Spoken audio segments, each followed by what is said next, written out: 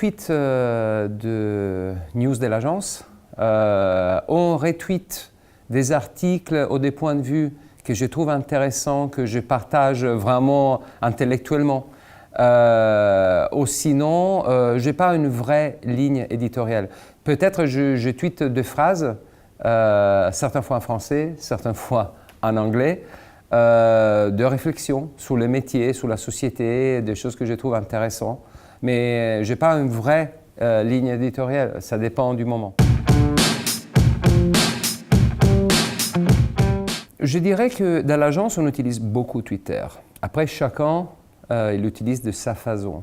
Mais je trouve la partie plus intéressante pour moi de la vie d'agence, je trouve Twitter comme une insight factory. C'est ça la partie plus fascinante que je trouve.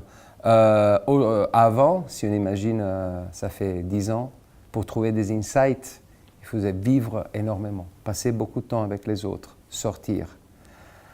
L'avantage énorme est qu'aujourd'hui, on découvre deux points de vue, même les débuts d'une campagne, les débuts d'une stratégie, par des tweets.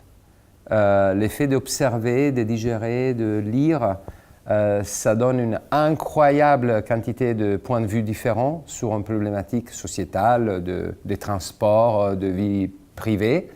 Et c'est ça qui est intéressant. Je n'ai pas besoin de pousser, genre aujourd'hui, combien de vous, vous avez tweeté, vous êtes allé chez Twitter. Quand on fait des récos stratégiques, par exemple, on a déjà des charts qui sont remplis avec des tweets. On cherche, même pour un appel d'offres, pour une compétition, pour un projet avec nos annonceurs, on cherche. Et après, on a une synthèse des tweets qui sont très utiles pour donner un point de vue ou pour soutenir notre point de vue ou pour le justifier. Ça dépend. Mais le système agence est déjà un petit peu programmé avec cette fenêtre stratégique sur la vraie vie. Une marque sur Twitter, au-delà des évidents objectifs de communication, de message, de notoriété, ça fait partie d'une des raisons principales de la présence.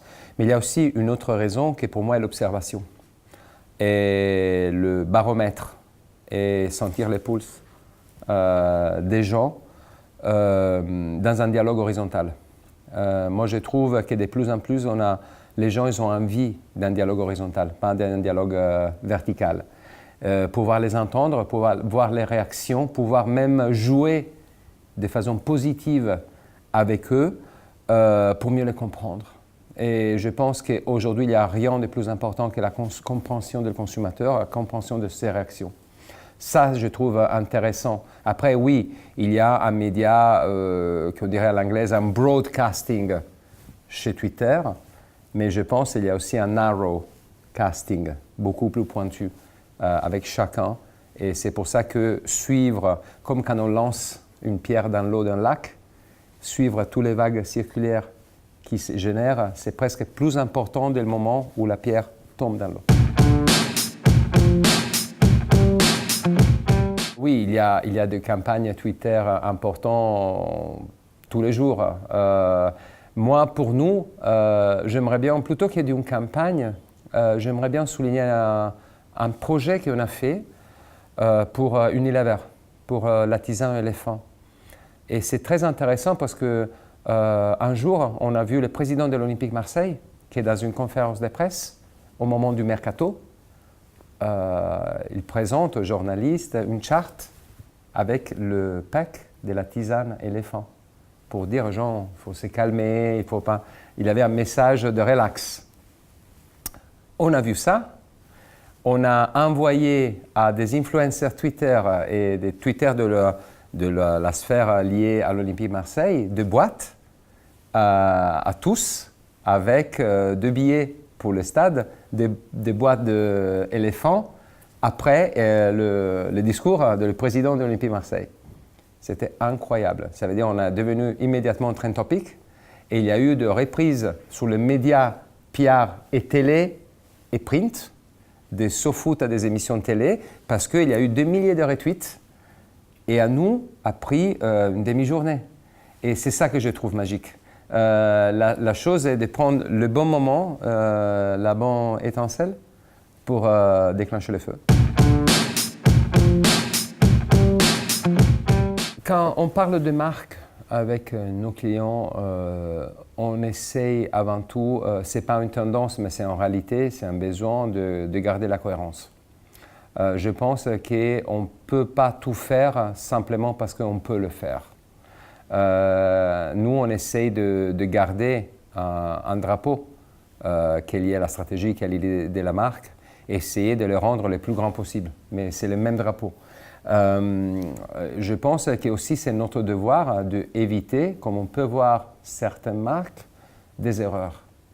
Et je pense qu'aujourd'hui, avec la quantité d'informations qu'on a, il ne faut pas essayer de sortir trop souvent de notre périmètre, simplement parce que, un, c'est un risque, deux, on peut avoir rapidement des boomerangs, et trois, les gens ils ne cherchent pas exactement ça, surtout des marques.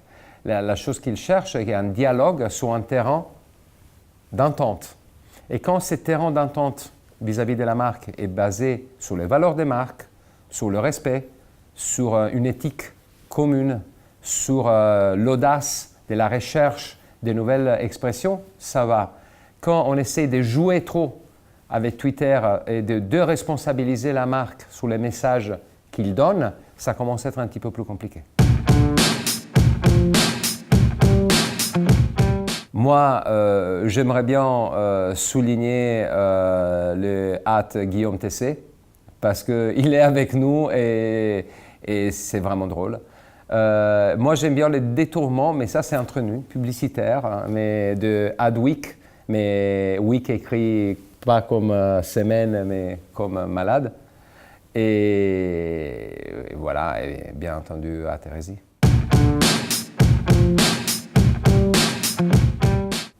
Ces tweets représentent la force du tweet. Il y a des tweets qui sont peut-être des articles découpés, qu'on peut lire la même chose dans d'autres endroits.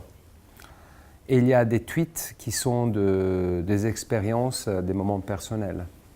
Et après, il y a des tweets qui déclenchent une vision des choses différente ou qui confirment ta vision à toi, mais de toute façon qui fait réfléchir. Et je trouve que l'insight qu'il y a derrière ces deux lignes est universel, est très vrai, très juste. Et ça me parle, c'est un genre de tweet qu'on lit et on ne l'oublie pas. Et je pense que ça sont les tweets qui ont la T majuscule pour moi.